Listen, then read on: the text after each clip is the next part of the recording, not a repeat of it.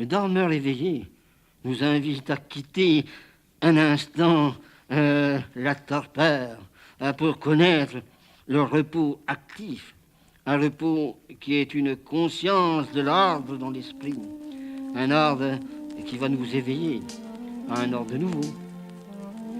Car rien ne naît dans la torpeur. La torpeur a une action dans le mauvais sens, dans le sens de la décroissance de l'être. Le dormeur éveillé nous indique l'axe exactement inverse. On le sent à la recherche des valeurs de lucidité. Il vit une expérience complète de la lucidité. Il décante d'abord en lui la matière nocturne.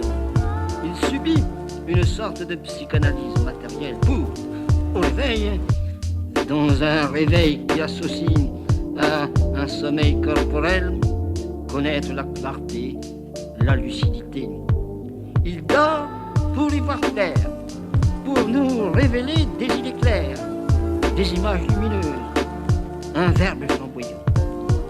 S'il était absolument maître de ce sommeil dirigé, de cet hypnotisme autonome, il nous indiquerait des schémas de destin, des minutes intenses où le destin de notre être s'accentue, notre volonté d'être triomphe du papillotement d'être. Plus serré vers la synthèse du nocturne et du diurne en nous, plus alertée sera la rythme-analyse des valeurs nocturnes et des valeurs diurnes, et plus fulgurantes et nombreuses seront nos expériences d'éveil, nos expériences de réveil, car c'est cela la grande leçon du dormeur éveillé. Il entre dans une nuit éphémère pour apprendre la dynamique de l'éveil, la promotion d'être que l'on reçoit avec la conscience d'être éveillé, bien éveillé. Alors, le jour apparaît comme une transcendance de la nuit.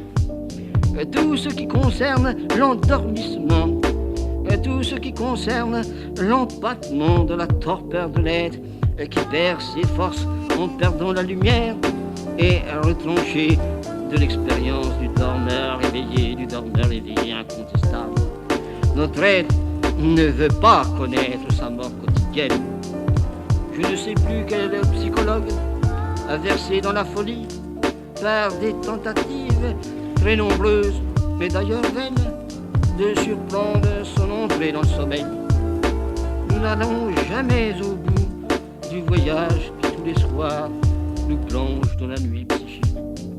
Tout ce qui a égal en nous à ce qui touche une diminution d'être, une perte d'être, ne peut pas être décrit. Décrire, c'est déjà vivre, c'est déjà communiquer la vie.